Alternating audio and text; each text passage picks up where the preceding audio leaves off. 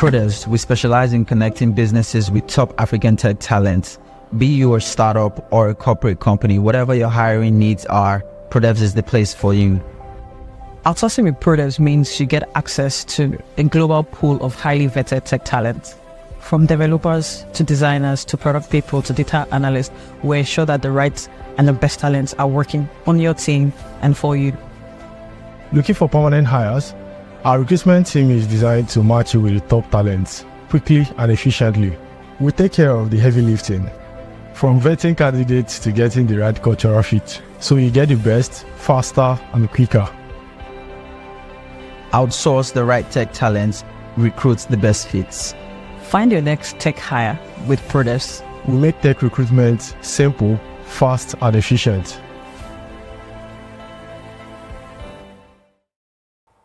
All right, good afternoon, everyone.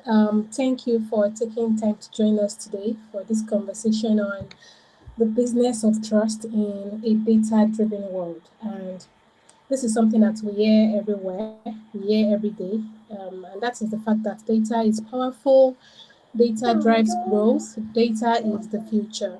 But there's a part people don't always say out loud, and that is the fact that without trust, data becomes a risk.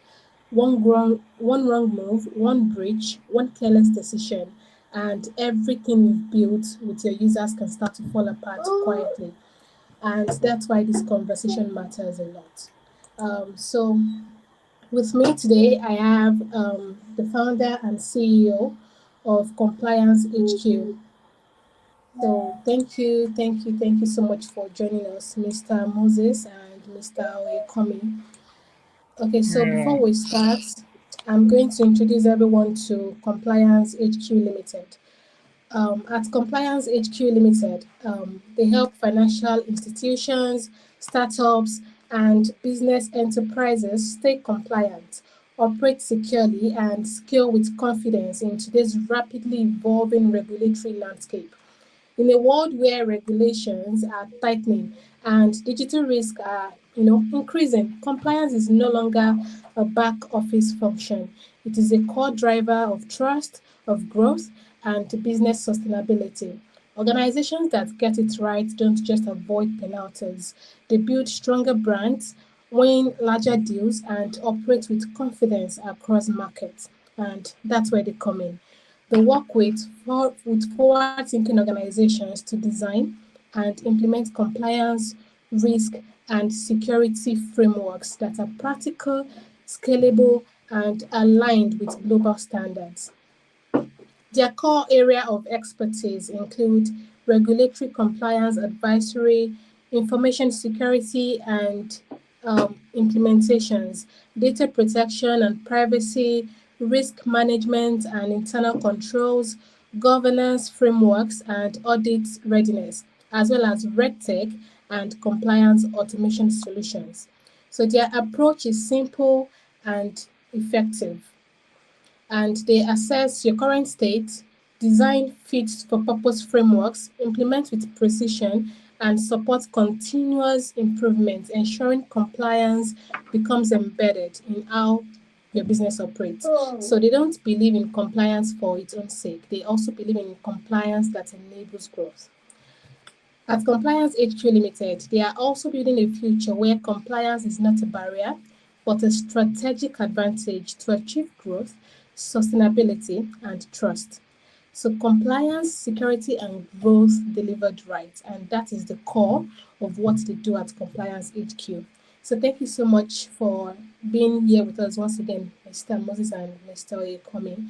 So I'm going to just give you the reign to start, and then I'm not sure who's going to go first between Mr. Moses and Mr. Oyekomi. So okay, my colleague Yomi will go first to lead the conversation. Why I come in where I need to come in, basically. Okay, all right, thank you. All right, so before that, let me introduce Mr. Oyekomi to you. Mr. Yomi Oyekomi is a business analyst, product manager, and governance and compliance advocate with experience driving digital transformation, operational efficiency, and enterprise solution delivery across financial services, technology, and emerging digital ecosystems. As co-founder of Compliance HQ Limited, Mr. Yomi focuses on helping organizations strengthen governance structures, cybersecurity awareness, operational resilience, and risk management practices, well, as well as compliance maturity within an evolving digital economy, and its work sits at the intersection of business analysis, enterprise governance, digital innovation, strategic problem solving, with a strong interest in building scalable systems that improve trust, accountability, and sustainable growth for businesses and institutions. It's so nice to have you on board, Mr. Yukomi. The floor is all yours. Thank you. Thank you so much for having me and also for having my co-founder as well. Once again, good day, everyone. I'm sure we're having people from other diverse backgrounds watching us live. So, good morning, good afternoon, and good evening, wherever you are in the world. Here with me as well to drive this conversation is my co-founder, has extensive experience, legal experience, and has also worked with different enterprise organizations to implement and build up their compliance posturing and offering AML related services as well. So once again, thank you everyone, and then thank you for having me. I'll be sharing my screen shortly because we have to go into the business of today, which is centered around privacy by design. So give me a minute, not necessarily a minute, but give me a second. Let me share my screen, and then maybe I could get a thumbs up if if everyone can see my screen. So today we are talking about a very important topic, which is privacy by design. In the privacy compliance data protection landscape, we so far within the past few years we have seen the rise in cyber attacks, the rise in policy litigation issues, and also they bear the need for us to implement privacy in our entire design flow, all the way from inception to deployment of our systems. So we'll be having a deep dive into privacy by design today, and the theme is focused on the business of trust in a data-driven world. We know that trust is very important when we are relating with our customers. Trust is important where enterprises are relating with their customer base, and there's a need for us to foster and booster that culture of trust in our relationship with customers and in how they view and use our products or services. Whether you are a startup or you are a large or small or medium scale enterprise, there's the need for you to focus on boosting trust, and that can also lead to you achieving your value realization, right? And with that being said, the next slide is a little bit thought provoking, and it brings about important information that we need to take seriously. Um, Now, data breaches in Nigeria. Now, these this slide displays information regarding the disturbing story of what the numbers currently tell us, and why this should not just be an afterthought, but a proactive action, and proactive measures need to be in place to implement privacy in our systems so as to prevent us from falling into this, to having these pitfalls of being the need for us to pay certain regulatory fees or fines for breach of privacy, right? So on the screen here, we have seen that we have been experiencing over 4,000 cyber attacks recorded weekly in Nigeria. Now, this is a disturbing number because it shows that over the past few years, there has been a steady growth on cyber attacks, and this has negatively impacted our systems as a whole, leading to data breaches and fines, right? But apart from that the recorded weekly numbers of 4,000. We have there's also another concern which is relating to an example is the 52 billion naira reported fraud which this was encountered in financial institutions within 2024 alone. Now, to even make this worse in a way, we have also witnessed a 34 billion naira increase compared to 2023. Now, other highlighted incidents here, an example is the sanction imposed on Soko Loan, where they needed to pay about 10 million naira. Now, what brought about this was customers complaining of their breaching in privacy as regarding the use of data, as regarding the use of their data, and also customers complaining about deformation of character with the use of their data. So that now brought about the fine that was imposed on Soko Loan.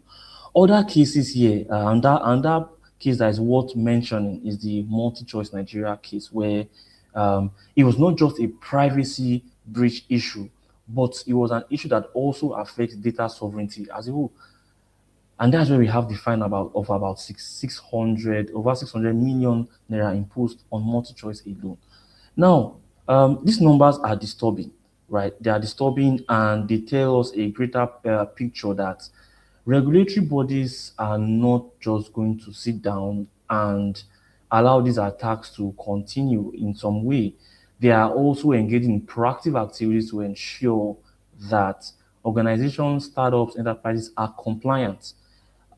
Organizations, startups, as well as perform necessary compliance posturing to understand where they are in the compliance landscape, with gap analysis being performed to know what actions and what remediation activities will need to be performed going forward in order to prevent your startup or your enterprise from encountering or having these fines or these penalties imposed on them. So going down to another one of the talking points of today, which is around what privacy is. Right, we need to understand what privacy is before we talk about data protection. Before we now talk about privacy by design and how this can be implemented in your whole design life cycle. Okay, so now with privacy, we are referring to an individual's right to control their personal information.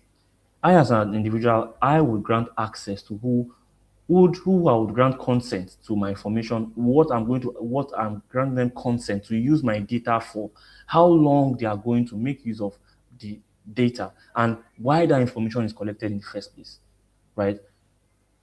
If as a data subject, you are a data subject where when you send in your data to whatever platforms, right, you are a data subject in that instance, right?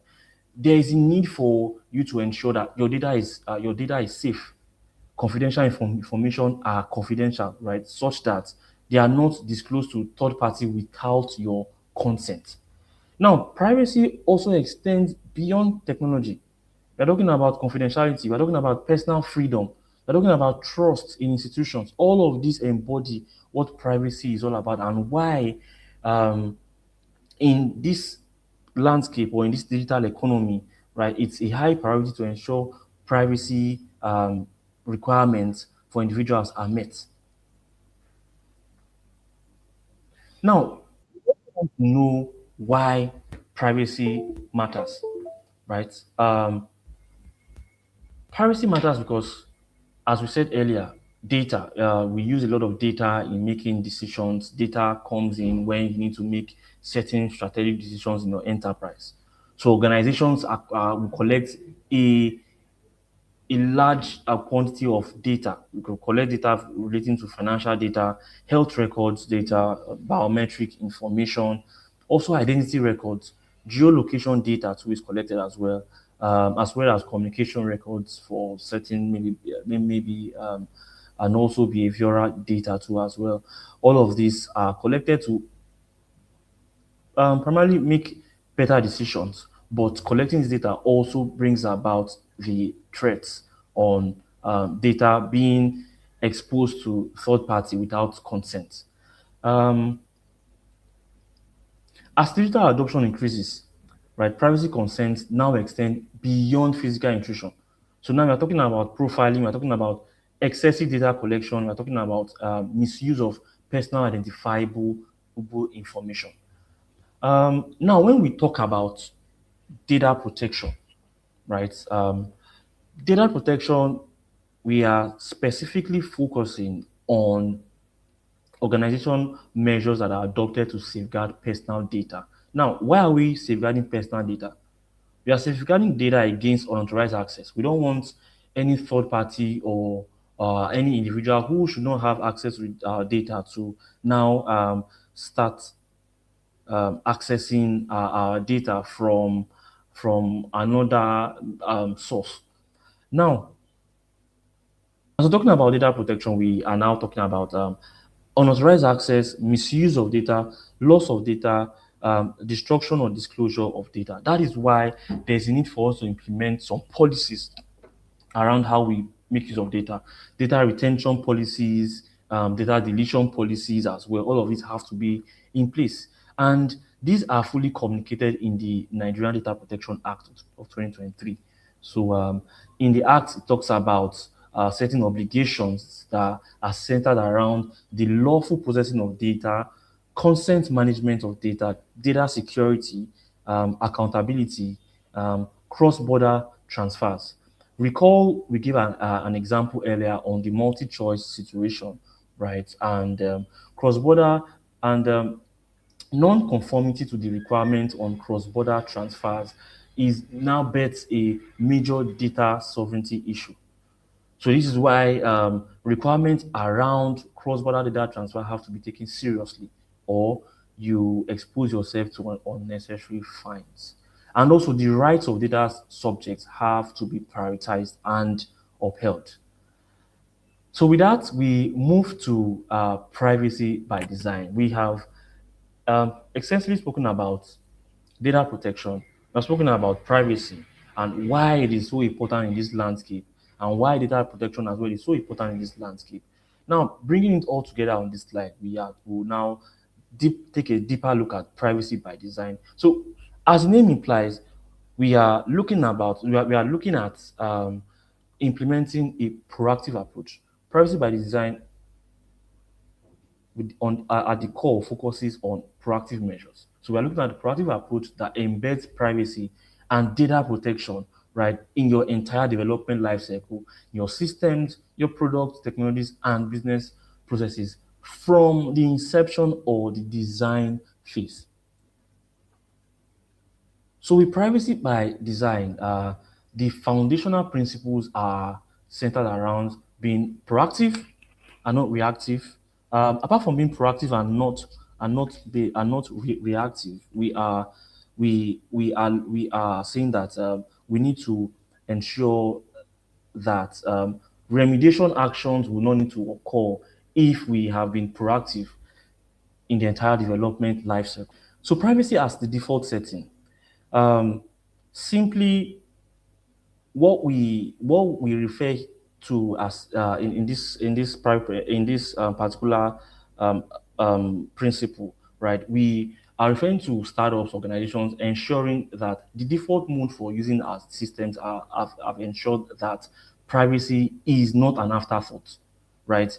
In this, we are, as an example here, let's look at a very simple use case here where privacy is implemented initially such that a user would need to grant consent, right, before any other activity, or the consent form is filled before he has that access or access to that particular feature or functionality. So privacy has to be embedded as the default setting, except the user says otherwise to their data.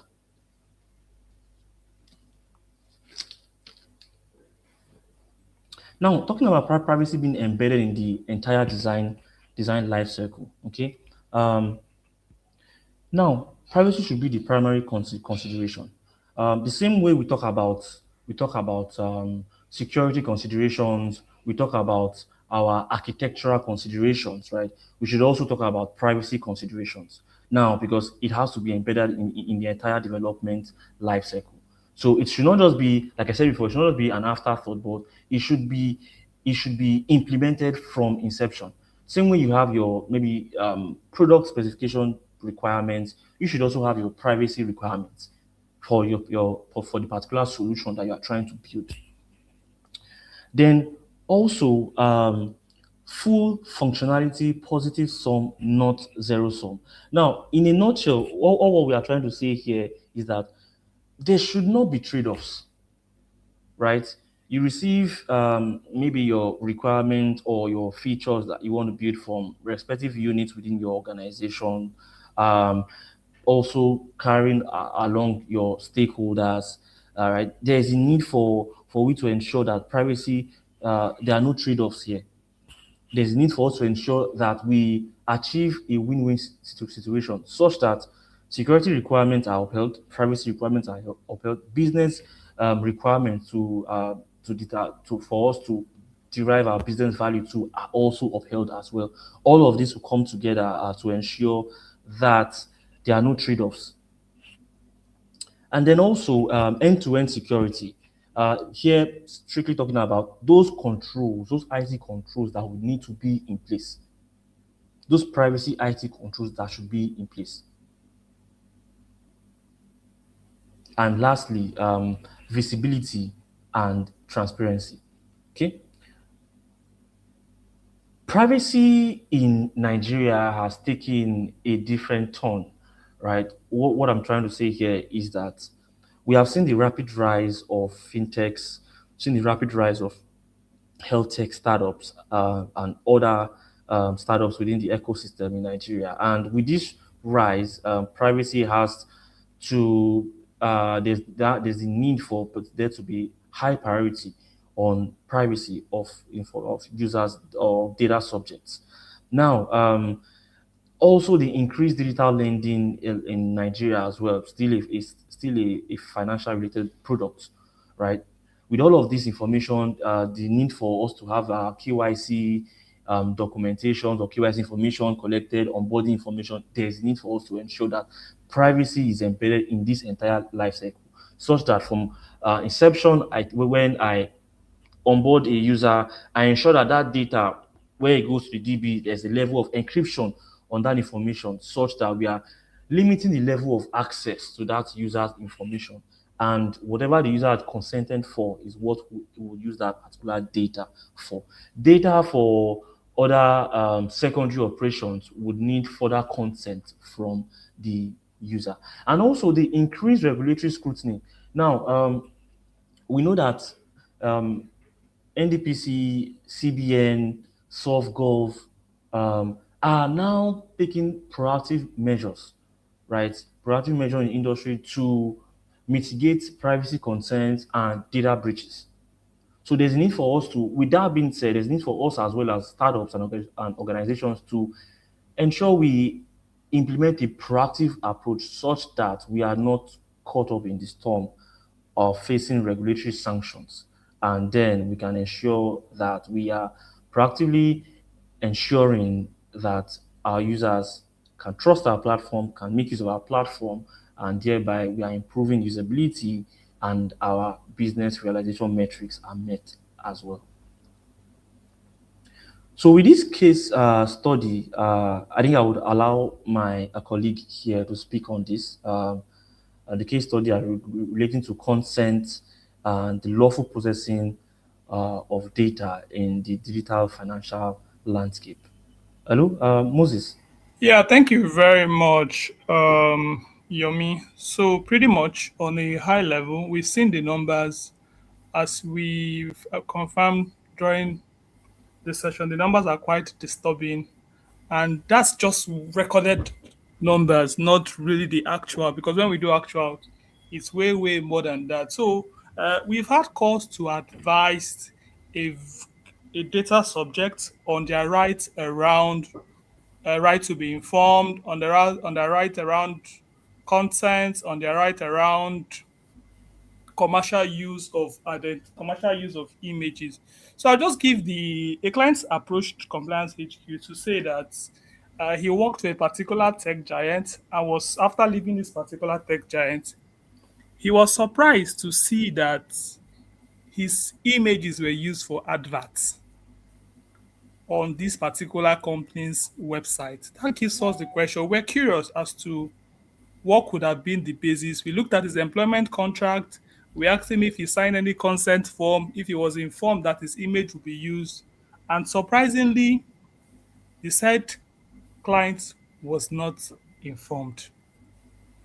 In other words, this particular company does not really understand data privacy, the requirement of Nigerian Data Protection Act, and what have you. So it's really disturbing. So that's why conversation like this can really not be overemphasized. If a company with over 1,000 staff could process a personal data of an ex-employee without their consent, not processing it not processing based on the execution of any existing contract that they have, the contract between them for all intent and purposes has already been terminated. In fact, this said company went further to argue that they got consent from the employee current employer, which begs for the question if a company can give consent on behalf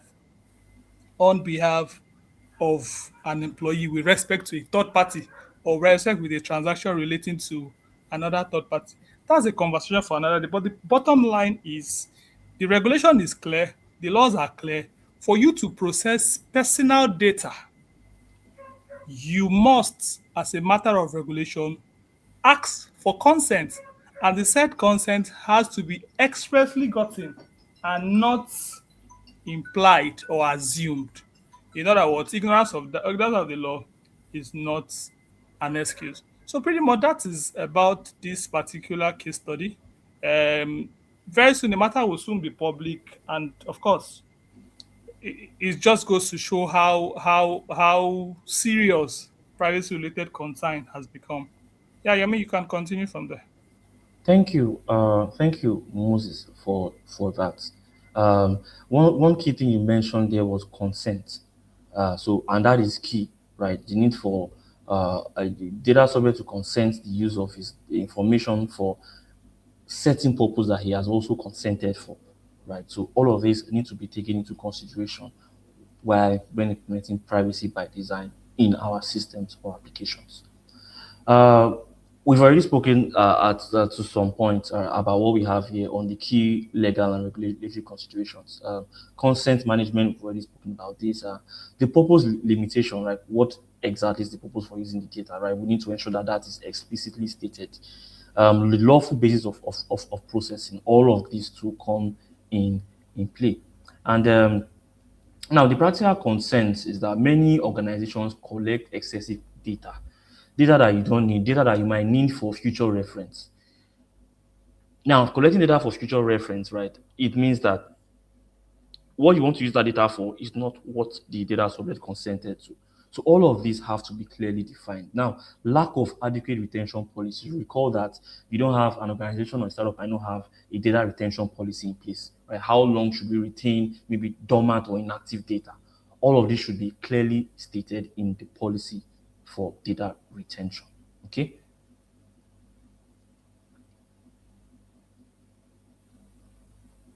All right. Also, earlier I've already stated that NDPC, the Nigerian Data Protection Commission, has already intensified compliance investigations, enforcement action from those penalties that we showed earlier that some of these companies have incurred. Compliance audits, the need for you to perform rigorous compliance posturing early on to understand where exactly you are and what steps you need to take to get to the future states. Public sensitization incentives as well. Okay.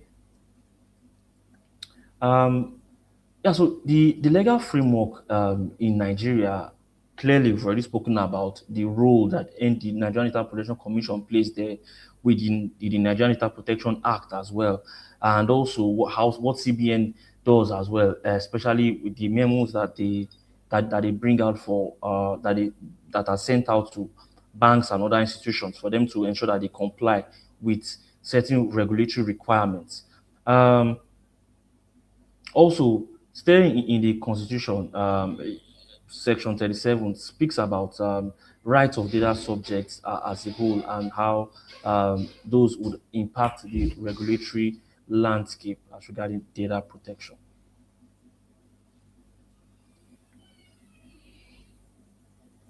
Already we have seen a drastic rise in products associated with these sectors: telecoms, banking, insurance, health tech, finance. So this is not just an activity that needs to be performed, right? But is an activity that would help us bring about value realization and also prevent us from incurring regulatory fines across these industries. Um, so taking it a step further to understand where privacy has gotten to from where it came from. Traditionally, our old way of doing compliance was such that it was more reactive. It was after a fraud had occurred or a breach had occurred before reporting would now commence, right? It was now a situation where you would fix after the breach, but by that time, that would be medicine after the occurrence has already taken place. Um, in some traditional sense, right? Compliance was majorly policy driven. Once you ensure you have it laminated on your wall, then that shows that you have a policy around, as an example, data protection. But that does not show how it was implemented. That does not show how the control is currently performing in your system, right? Uh, in a traditional sense, compliance was just majorly being paperwork, right? Paperwork to show that, oh, we have a policy on data retention, we have a policy on our existing privacy laws and all of that. But looking at it in a futuristic sense, right? Privacy by design will ensure that you are proactive in the way you understand your data that you are collecting, the tiers of the data, right? You perform some form of data classification, right, to know the controls that would need to be implemented.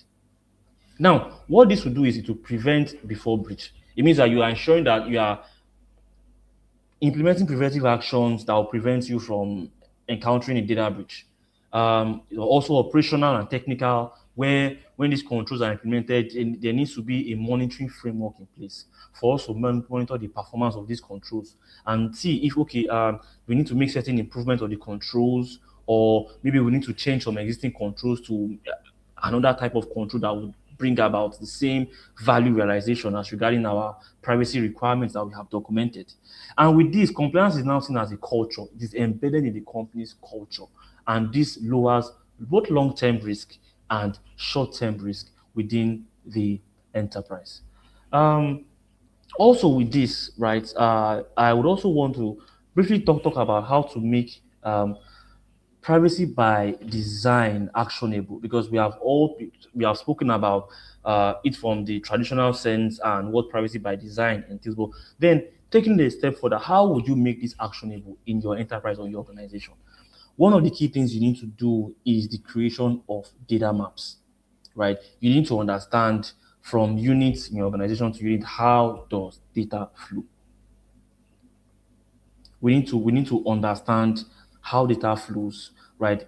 On that level of understanding, not only informs us of the level of consent that need to be that we need to receive from data subject, but it also enables us to know where the gaps are in data transfer in our enterprise.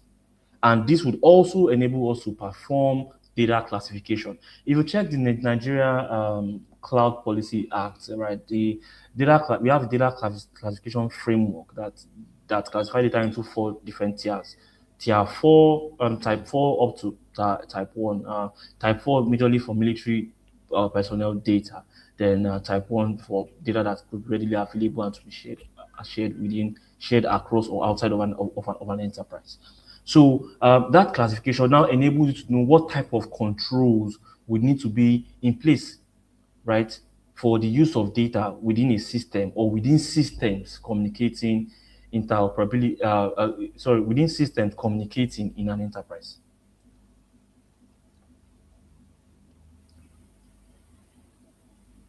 So data minimization is also one is also one key control that we'll talk about.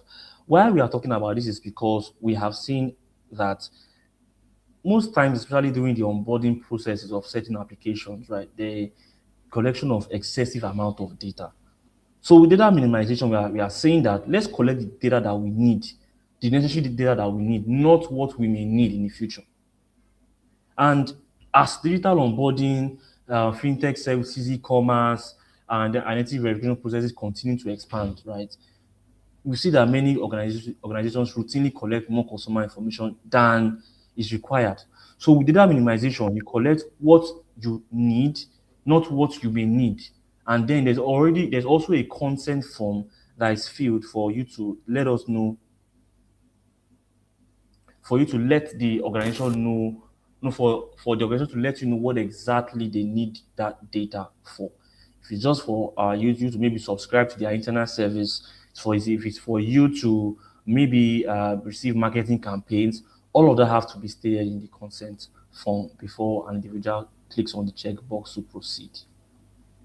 Now, with data minimization, right, organizations should ensure that they implement retention limits, right? We need to ensure that we define clear processing purpose. Why?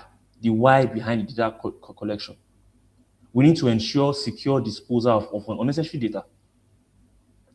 If an individual comes in or sends an email to an organization that, okay, I need my data to be deleted from your system, right? How do we ensure that we have a source of truth where deleting the data ensures that that user information does not exist on any of our internal systems? This is why data minimization is not just an afterthought, but should be implemented in systems while or when asking for customer or data subject information. So you can see here that the data that is also being collected is not just limited to one type of data. You have organizations would frequently request for BVNs, NINs, utility bills, GPS location sharing as well. Some might even request that you give full access to your contact list, your device information, and also biometric identifiers. So this is why data minimization should come in such that let's take in what the information that we need so that we can perform certain activity that we have informed the data subject that we are going to perform internally. So on key governance and business risk, this is a critical element here because excessive data collection increases breach exposure. When you are collecting data that you don't necessarily need, right, you are now increasing the likelihood of encountering a breach. Insider abuse risk. You might have somebody in the marketing team just come over to finance and say, oh, can you spool this record for me and send to my email?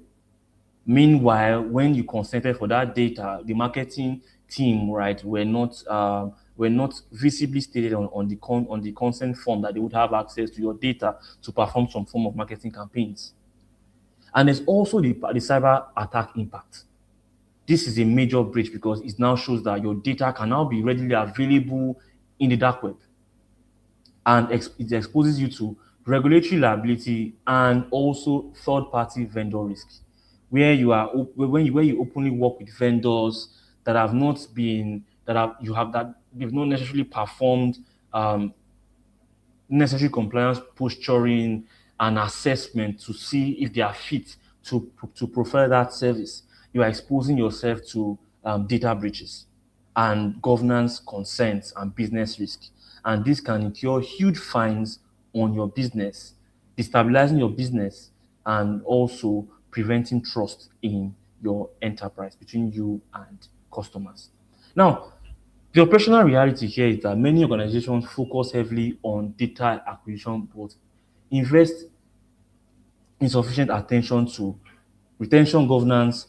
What are the deletion protocols that should be in place, access control measures that should be in place, and how do we manage data across the entire life cycle, all the way from collection to deletion or disposal of data.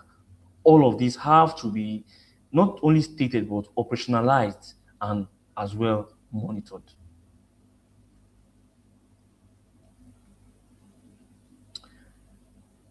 Privacy by design also extends to the cybersecurity landscape. We've already spoken a little bit about this and how these cybersecurity controls or information security controls come in place here. Because here we will be looking at controls that would enforce encryption of sensitive data, right?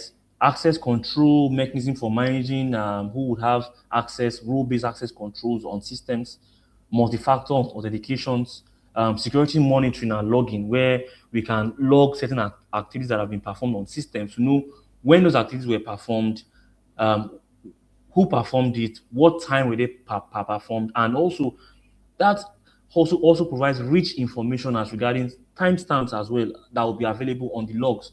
This is important so that you can perform necessary investigations when there is need, and also recall that your in terms of monitoring, you need to ensure that the data is immutable. Nobody can come in place and adjust or make some changes to that data, right? Vendor risk assessment, organizations should also implement that, and they should implement battle tested incident response and breach management plans to be in place, as well as secure software development practices across information security, product usability, uh, and for the entire development life cycle. Privacy by design comes in place here because let me give a popular example here. I've spoken about how you can implement privacy by design in your system, but now with the way the landscape is, we're having changes in the IT and in the in our in tech ecosystem, right? In terms of agile development, you need to also look at how you can implement privacy by design into these systems. Because now we are not just building traditional systems where you can just implement control since it's majorly sequential or they are waterfall models. But now in the agile landscape, controls have to be implemented such that when changes occur, right, those changes can also be implemented across board. So here in an agile environment, there's a need for you to perform some level of data classification to know and understand the particular controls that will need to be implemented right across your services. And why this is important is because apart from you ensuring that services have some level of maybe encryption as for the controls and other control measures being implemented, right? There's also the need for you to perform some level of data impact assessment on your systems, right, across board to understand your privacy posture and compliance posture. So, with that being said, business and governance advantage for this is it will bring about secure configuration. Definitely, there will be a consent as regarding the controls. Audit logging will be in place, and encryption standard will be established that will be implemented in your systems, as well as the data minimization principles would also be implemented to reduce the risk of you being exposed to a data breach. Now, you might also be concerned that, oh, with all of this, right? Where where are we going to implement or after doing this, right? What have we gained? By organizations that embed privacy and security controls into system design, what typically would they gain, right? You will spend less on post-breach remediation because then you are implementing a proactive measure that will mitigate you from having post-breaches when and preventing this from even occurring in the first place, right? Emergency security fixes as well. This could also be prevented because you were proactive in the entire development life cycle, right?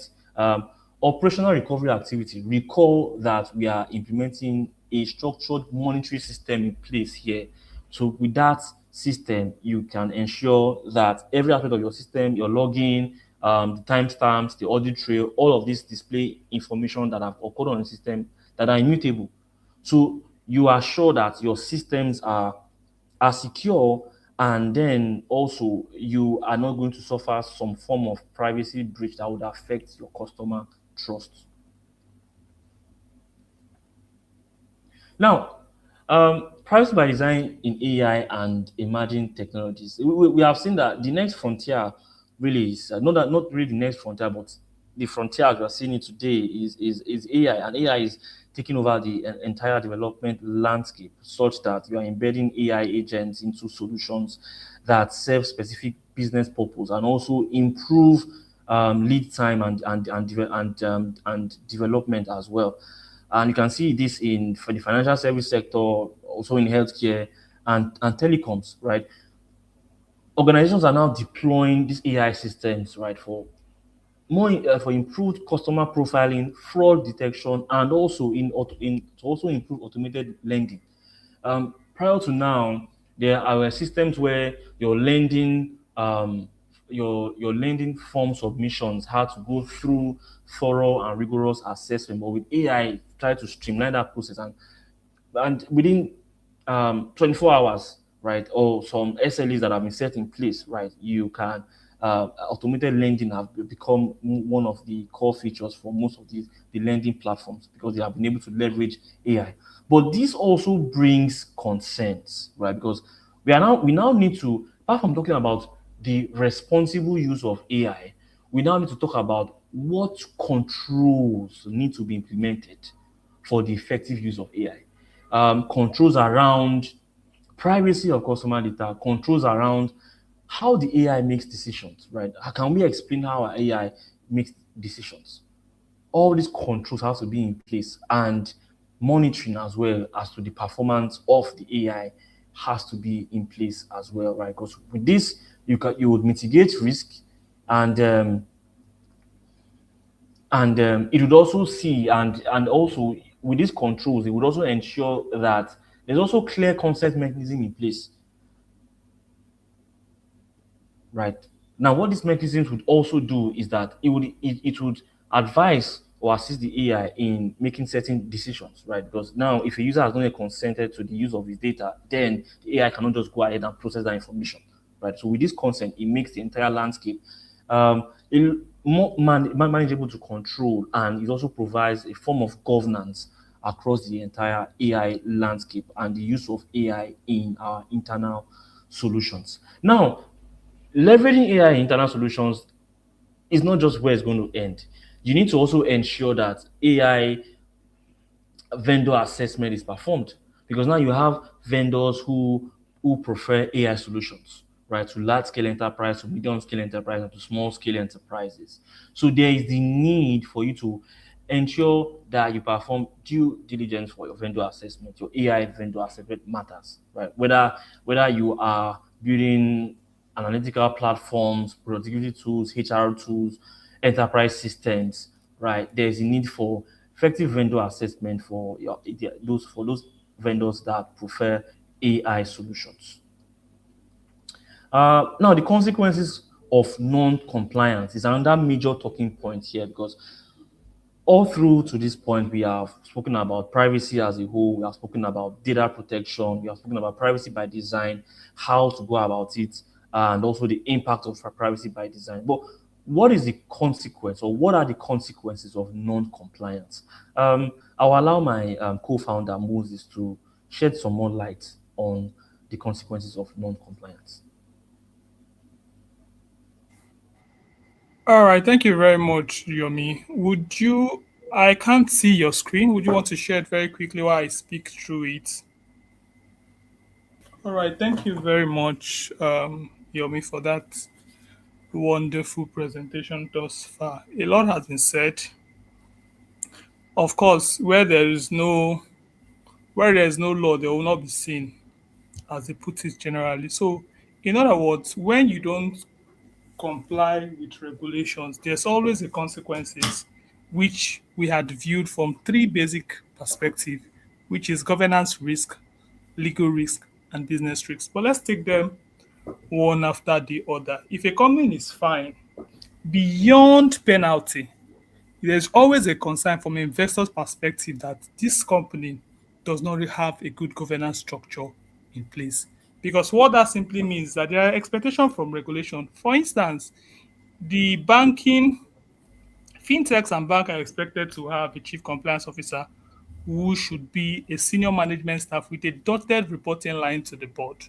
So whenever there's a breach or whenever there's a penalty, there's a fine, it clearly shows that somebody somewhere is not doing the work. There's no knowledge, there's a knowledge gap, which is usually if the chief compliance failed, it means the board itself, someone at the board has to have management experience around compliance, around privacy by design to advise. That's the essence of that dotted reporting line. So it shows the governance risk, meaning that the board in question is either poor oversight or knowledge gap, basically from that particular end. There's also the aspect of legal risk. We had earlier shared one of the consultancy services we rendered for a data service. Obviously, the matter is currently in court.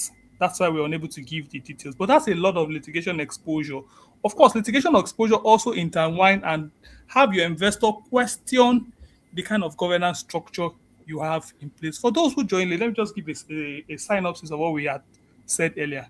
You can imagine a company that use a former employee's picture for an advert and such matter goes to court. Obviously, without prejudice to the ongoing matter, obviously that's a clear case in the absence of any document showing that such an employee expressly consented to the use of his personal image for that advert.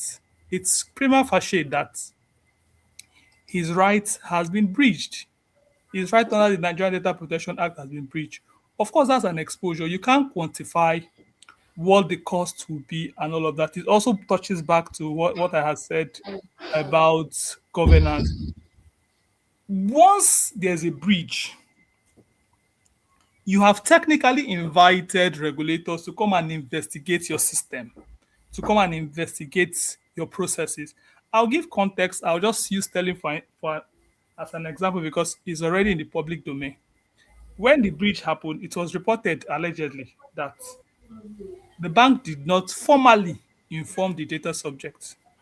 But obviously, what happens? The regulator came in to say, let's look at the data let's look at the data that we have, the data that are available, vis-a-vis what we have in the media outlets around data breach. So technically, once there's an allegation of breach, regulator will come in and investigate. Sometimes it goes beyond the breach. They want to understand if you have privacy as it ought to be, or you have the traditional privacy system whereby you just take documents as against privacy by design embedded in your process flow from ideation to your live environment. Of course, that is one of the exposure that comes into place. Again, business reputational risk, which is the part that your business is out there. Anybody that does research about your business in terms of compliance, the record would always show that at some point you had breached XYZ, which is more often than not very difficult to control. In a digital age, trust is a major issue.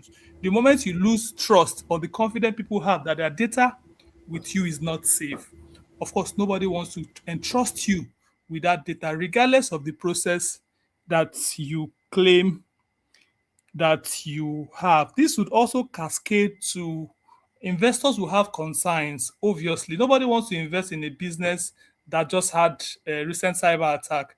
And then, based on investigation or based on governance structure, you could see that there's a lot of loopholes here and there. And it takes a lot to do damage control. As a matter of fact, the moment you try to do damage control, the more evidence, the more questions that you open up that you open up for people to start having those kind of conversation about your system, about your processes, and also on a high level. These are the basic challenge. In addition to the fact that your license can be withdrawn, the regulator can decide to revoke your license based off on the breach, depend again on the nature of the breach. So conversation like this cannot be emphasized, and the need for data privacy and protection of data subject rights cannot be overemphasized. Yomi, you can take the ball from me and continue from there. Yeah, so thank you, Moses. Thank you. You've already touched on the last point here around business risk. You also spoke about the legal and governance risk as a whole, right? Thank you. Now, building a privacy-first organization involves in a number of clearly identified steps. earlier stated that it has to go through a sequential process that we have detailed here. The need for you to first of all conduct data mapping. Why this is necessary is that allows you to understand data, or it allows you to understand how data is leveraged or used across different units. And with the output of this, we expect to extensively have data classification document of all the data that you are collecting, classifying them based on how the ones that are of high priority and the ones that could be readily available via the World Wide Web. Then the need for you to implement this privacy impact assessment, right? You have already conducted your data mapping, right? You need to also perform privacy impact assessment on your solutions, right? Different solutions that you might have in your enterprise, you might need to start with one based on what you have prioritized and how you've seen that that solution is of high importance, right? You need to perform some privacy impact assessment on those solutions. Then there's need for you to train employees. Employee training has to be a continuous process, right?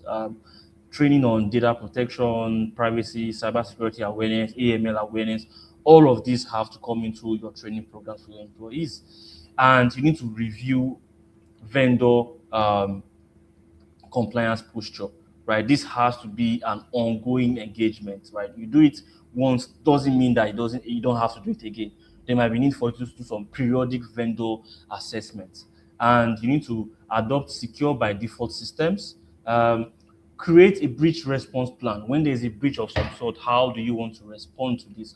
What measures do you want to put in place? All of these have to be implemented, tested, right, as well, so that you can also ensure that whatever you have in place for your breach response plan, right, it would suffice if the need arise.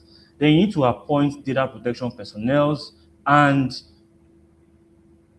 regularly audit your data practices. You need to ensure that you have best in class data practices in place within your organization.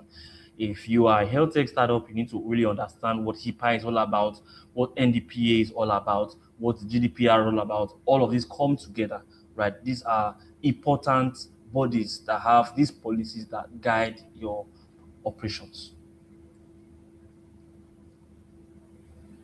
Now, prior to now, leadership has privacy has just been a legal thing, right? There has only been emphasis on the legal department to ensure privacy or ensure those breaches do not occur. But with the landscape that we are having now, right, there's a need for us to ensure that it goes far beyond the legal department. Product teams have to play a major role, right? HR has to play a major role. Procurement unit has to play a major role. The technology as well that you're going to use, you're going to play a major role in ensuring that your privacy by design setup, right, meets the expectation of the industry standard. Okay. Then governance structures as well. This is another key point, as what Moses earlier mentioned on what the role of the board, right? Similarly, there has to be some governance, right? Governance structures around privacy, how that now comes down to how different units interrelate on privacy and leadership concerns. Okay. Trying to move down. So now relating this to what we have here on boardroom and governance implication. Now, so with this, leadership must pay attention. So it's not just privacy as a day-to-day basis, but how is it implemented and how is it monitored? Because we are trying to mitigate breaches, legal risk, and also preventing us from encountering some form of regulatory breach. Okay, so there has to be emphasis around business continuity. Okay, what happens when there's a breach, right? What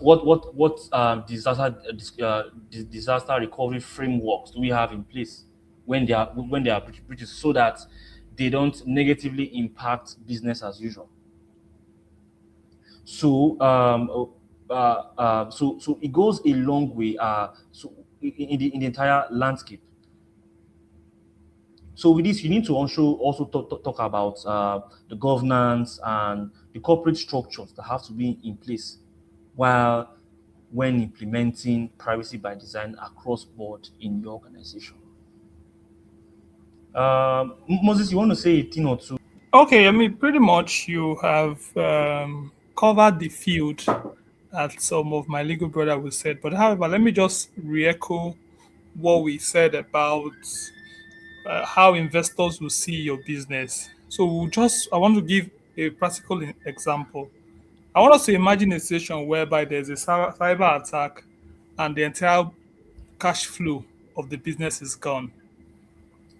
You would agree with me that at that level, a board conversation comes into place handy because that's already investors' fund.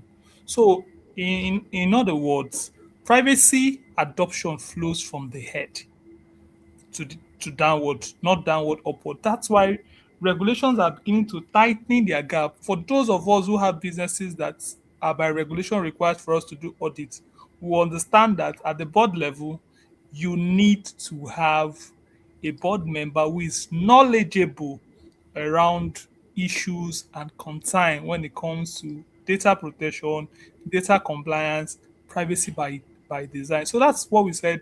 Leadership has to come in. So, as they would say, fish begins to get rotten from the head. In other words, when there's a concern, is a board failure. That's what it is. Because the board gives the directive and give the body language for those in the lower ladder to follow. Like I said, it's a business continuity, it's a survival issue.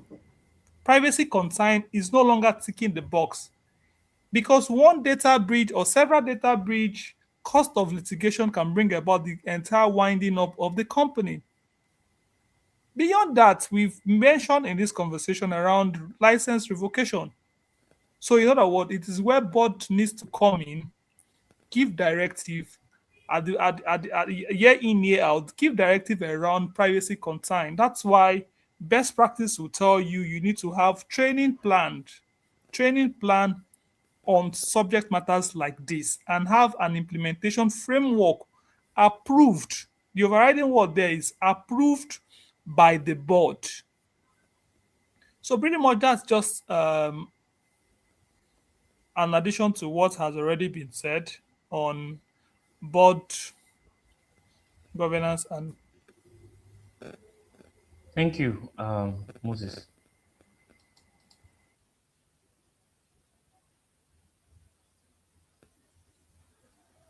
So with that, we've come to the end of the presentation. We've seen that the information we shared across to everyone watching or listening wherever you are is that privacy should not just be an afterthought. It should come in from inception, right, and should be embedded in your overall development life cycle from inception, design, all the way to deployment to production. And it's not just the legal units that should be in charge of privacy, but respective stakeholders within the organization should play key roles in ensuring privacy by design principles are upheld and implemented across board within the organization so that you can realize your value realization metrics and also prevent you from um, having fines being enforced on you from regulatory entities. So with that being said, I would hand over, and if there are questions, we're open to answer questions, concerns, or if you have any points you want to add across, you can let us know. So thank you very much. I would hand over right now. Thank you. So we'll take questions if there are questions. All right, thank you so much, Mr. Yomi and Mr. Moses. We really appreciate you being on the call today. Okay, so I'm waiting to see if there's anyone with questions. As we wrap up to this session, if you have any question, you can reach out to Mr. Yomi on LinkedIn. We have them tagged on our post on ProDevs. So I'll just do a recap and then we're going to just end this session. So like Mr. Yomi and Mr. Moses said that about privacy by design. They also spoke about real business risk, regulatory expectations, and the everyday decisions that shape whether users stay confident in their products or they walk away. So, one thing that is very constant is the fact that the companies are the last and they are the ones that treat user trust as a responsibility, not a feature. So we want to say thank you to our speakers for sharing their insights and experiences, and to everyone who stayed engaged and contributed throughout this conversation. We're really grateful. So if there's one thing to hold on from today, let it be that you should build with trust in mind, and you should spend more time trying to you should build with trust in mind so that you don't spend more time trying to rebuild it later. Yes. So thank you so much for joining us. Really appreciate it. We've been getting so many feedback. Boyade Ebenezer said great and super informative session. Jeffrey said very informative session. And we have so many people just saying it's an awesome and great session. So thank you for the insight as well. So thank you so much to Mr. Yomi and Mr. Moses. We can't wait to have you on our live sessions later. But I'm very sure we'll be in conversation about that. Thank you so much. All right, everyone. Have an amazing evening. And also watch out for our upcoming events on Prudence. Follow us on all social media platforms. We're on LinkedIn, Instagram, Facebook, TikTok, and Twitter as well. So yeah, thank you so much. Have an amazing day. Bye. Bye for now. Thank you, everyone. Yeah, thank you, everyone, and bye for now. Since we're familiar with the outsourcing community, it's the fastest that we have experienced. I recall that we had reached out barely, I think it was even over the weekend, right? And that was even interesting because you reach out weekend, you will not expect responses until, the beginning of the week. But we got a response over the weekend, and by Monday, we had already been given, I think it was a link or something that said, okay, we should fill our request. And as we filled that request link, under 24 hours, we had received the feedback that, they had selected and lined up candidates, right? And so our HR team lead reached out to me and just said, we've already gotten candidates. I said, from where? They said, from ProDevs. I said, okay. So how many people are we expecting? And I said, they've shortlisted 4 people. And I'm wondering, between Saturday and we're talking about Tuesday, how did 4 people get shortlisted? It could have been one or two things. Either we're extremely very lucky, or the process is so efficient and has a very wide talent pipeline where they just, go in and fish, which I think was actually the case. And interestingly, by Tuesday, after we confirmed, it was now prejudiced on us, right? And so we got a follow-up. I think it was either a text or an email saying, okay, so you need to confirm when you want to see this talent. And so we had to even wait an extra week because of all the things we had planned for that week. And by the following week, again, it was prejudiced on us. This talent came in and, we started the interview process. We finished and concluded. Then we knew who we wanted to work with. And the most interesting bit was it wasn't about even selecting the person we wanted to work with. We found out that the other party, there was another candidate who was suitable for us to actually work with as on a project basis. So kind of like we got 2 for 1. You see what I mean? So that was very, very interesting for us.